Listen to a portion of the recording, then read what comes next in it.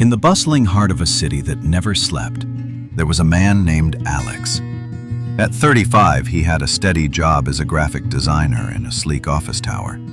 But every day felt like climbing a staircase with no top. Across the open-plan floor sat Lena, the rising star, her portfolio bursting with awards, her Instagram feed a parade of TED Talks and tropical getaways. Down the hall was Marcus, the quiet genius coder, whose apps had millions of downloads and whispers of startup offers trailing him like shadows. Alex would start his mornings brewing coffee, staring at his screen and scrolling through their feeds. "Lena's got that effortless glow," he'd mutter, his cursor hovering over an unfinished logo. "And Marcus? He's building empires while I'm just sketching shadows." The comparisons gnawed at him like unpaid bills. Why couldn't he pitch bolder ideas? Why did his weekends blur into Netflix marathons instead of networking brunches? He poured hours into mimicking their paths. Late-night courses on algorithms he barely grasped. Forced smiles at industry mixers where he felt like an extra. But his work stayed flat, his energy drained, like a phone on 1% battery. One crisp autumn evening, after another fruitless pitch meeting where Lena's concept lit up the room and his faded into the background, Alex wandered into a dimly lit bar near the office. He slumped onto a stool, nursing a whiskey that burned less than the envy in his chest. The bartender, an older woman with silver streaks and laugh lines etched deep, caught his eye. "Rough day?" she asked, sliding a napkin his way. Alex spilled it all. The scrolls of envy, the chase for their shine, the hollow ache of falling short. She listened, polishing glasses with steady hands, then leaned in. "You know, kid, sorry, man, I've slung drinks here for 25 years. Seen folks chase mirrors their whole lives. Lena, she's fire, burns bright. But it singes her too. I hear she hasn't slept right in months. Marcus, ice, cool and collected, but cracks under the weight of what-ifs.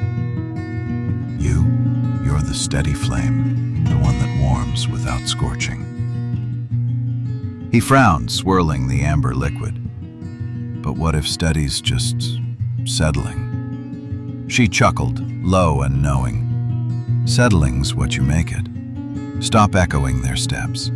Yours are carved from late-night sketches that capture the soul of a thing, not just its flash. That client who keeps coming back, they don't want Lena's dazzle. They want your quiet truth. Dig into that. Let their paths light your way, but walk your own damn road." That night, Alex deleted the apps that fed the noise. He turned off the comparisons like flipping a switch. Instead, he dove into his sketches, not to outshine, but to unearth. He experimented with raw lines that told stories of overlooked beauty, faded diner signs, the curve of a stranger's smile in the rain. Weeks blurred into a rhythm. His portfolio grew not with trophies, but with depth, pieces that lingered, that clients framed not for show but for solace. One day, Lena stopped by his desk, eyes tired but curious. "Heard about that ad campaign for the shelter. It's real. Hit me harder than my last award." Marcus nodded from afar during a team lunch. "Your style's got this anchor. Wish I could borrow some." Alex smiled, not from triumph, but from the quiet fullness of being seen. For him, in the city's hum, they all kept climbing. Lena's fire sparked change. Marcus's ice built bridges. And Alex's steady glow held space for the weary. Together, yet apart, their lights wove a tapestry brighter than any solo shine. The deep lesson? In the arena of adulthood, comparison is a thief in a tailored suit. It steals your focus, your fire, and your footing.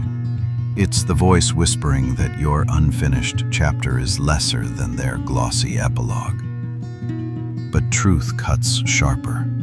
Your scars, your stumbles, your singular spark are the ink of a story no one else can write. Cease the chase. Claim your canvas.